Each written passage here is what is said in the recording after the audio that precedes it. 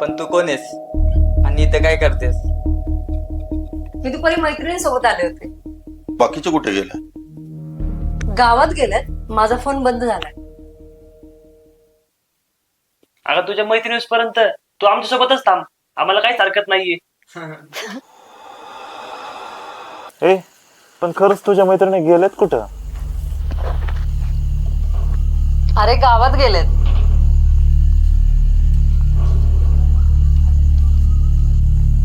आणि तुला इथे सोडून?